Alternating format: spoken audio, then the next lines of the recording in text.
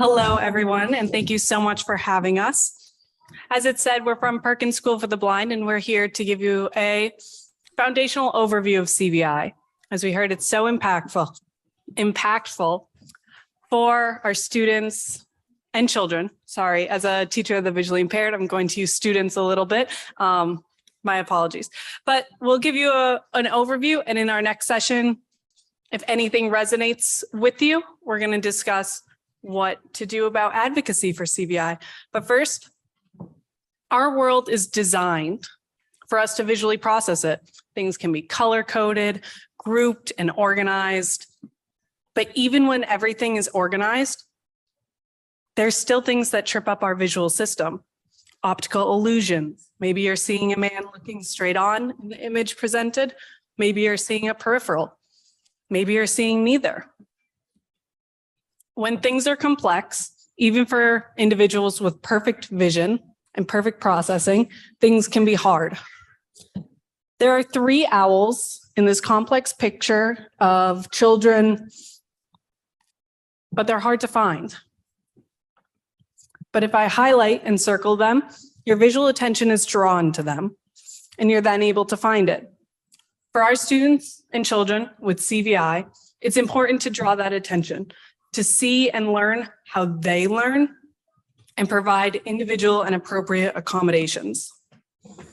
Because if our world had no accommodations and all of our text was capitalized with no spaces or punctuation, we couldn't read it. What if there was not even capitals? It would be so hard for us to just function and process what's around us if we didn't put in accommodations and adaptations for us to enhance our visual processing. So what happens when we see? Our image comes into our eyes. It is processed, focused on the retina, sent back, and we move about our day. But what if something isn't connecting? Cortical cerebral visual impairment is a brain-based visual impairment that results from damage to the visual system and can impact a student's visual attention, recognition, understanding, and the ability to interact with the world. But CVI is a spectrum, and it's an umbrella term, and each student and child is impacted differently. There are not countless, but almost countless associated causes and conditions with CVI, as we learned today. But even with those, it's important to understand that development is not linear, it's not predictable, and that it happens and it adapts. The importance is neuroplasticity as well. We cannot predict the growth and the processing, but what we can do is identify opportunities and experiences that will help that development and work on growing that visual memory bank. So just kind of some tidbits. Our own contrast acuity doesn't fully develop till 8 years old, motion perception at age 12, and facial perception at age 21. We are always changing, we are always growing, and that is the same for our students and children. In this image by Dr. Latvi Marabet, we have a control brain, which is someone who is not impacted by CVI and CVI. What you see in this image is a decrease in connection between how the brain is communicating with itself. Through this decreased connection, the areas of brain that process visual information are not able to talk. They can't say, oh, I'm seeing a green apple, or this is really busy, where's my favorite toy? And because of that decreased connection, it impacts our student and children's able to access the world.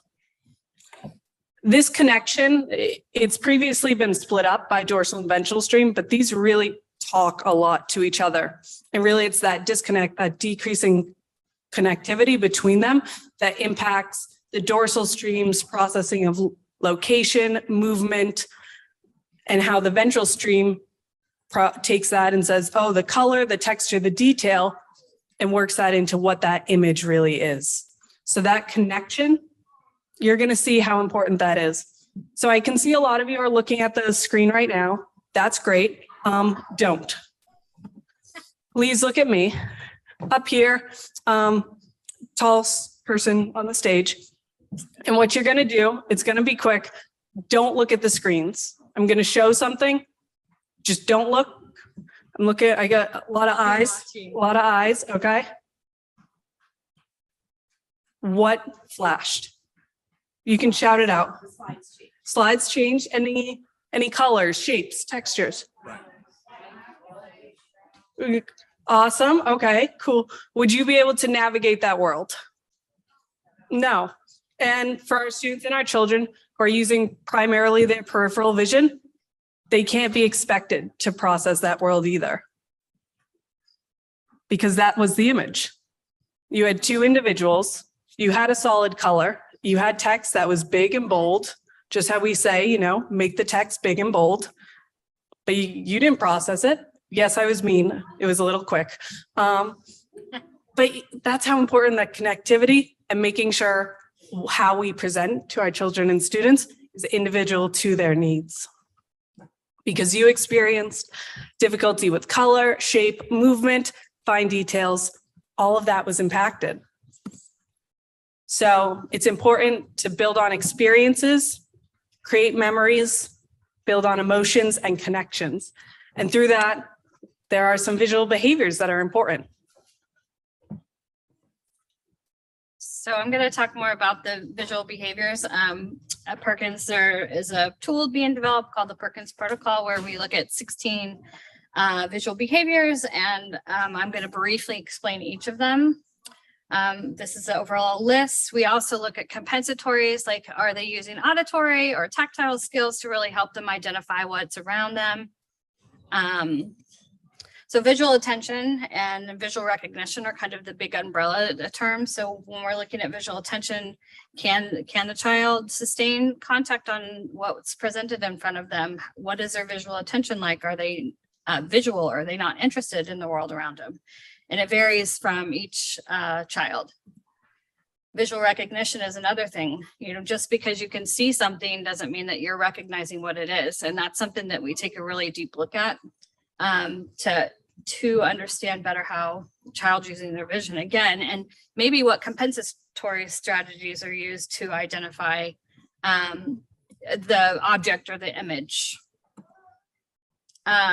Emily showed you a great example of the spacing, just the text on the page, like we cannot read that. And for a lot of our students and children with CVI, spacing needs to be further apart, or just the way things are presented to our children. And then thinking about clutter. And if you think, like I look around this room right now, it looks highly cluttered because there's so many people, there's chairs, and it would be near impossible for somebody with CVI to navigate around the system. We also talk about form accessibility. Do they understand it as a whole, like as a dog, as an image of a dog, as an image of a cartoon dog, a realistic dog? Or can they understand in black and white? Do they need that color to support them? That's an area that we look at during our assessments. Access to people. How are our children identifying people? Is it by their voice? Is it by their hair color, their shape, their size? All of these things are considerations when we're thinking about our students. Do they have a favorite color?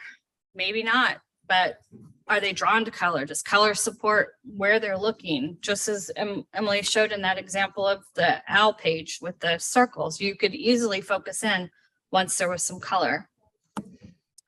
We look at how motion impacts students, like can they understand slow motion, fast motion, you know, even thinking about like facial expressions. Can they understand emotions even because of the motion that happens in your face? When you're showing, you know, smiling, can they understand it still or not? Are they scared when you come up to them quickly? Impact of light. Do they need light to support their visual attention? Do they need light to support their visual recognition? Are they drawn to lights in the room, the windows? And then how really do we accommodate for that? You know, a lot of times we would say, hey, just position them with their back towards the light, or use light to help draw in their visual attention. And visual curiosity is something we look at is when a student enters a room, are they looking around? You know, for us, it's easy for us to see different things in their room, but for many of our students, it's limited, it's limited to, their curiosity is very limited. How long does it take to get their visual attention or for them to visually recognize something? That's always a big consideration, because we need to be able to wait them out so that they have the opportunity, because the processing is a lot harder. Visual fields is a big one. You know, like if I look around, I can see people on my left and right in front of me. Some visual fields are restricted, as you can see kind of in this image, in the top right. A lot of our students have lower field neglect, so they might trip on things in their lower field, their lower half. They might have a harder time navigating around when steps and different thresholds. Upper limb, can they reach while they're looking? Do they look away while they're reaching? Can they accurately place something on a shelf? There's so many considerations that go into really each area, and they overlap so much. Lower limb, again, you know, could be lower field neglect, but like some of the observations we've seen with some of our mobile students is that maybe they'll use the heel of their foot when they're walking down to kind of place their foot. And there's all these different compensatory strategies that when we're observing students that we're able to find out. But again, this is like, think about curbs and anything in the lower field that just might not be seen and how much harder it can be. Sensory integration is a big one.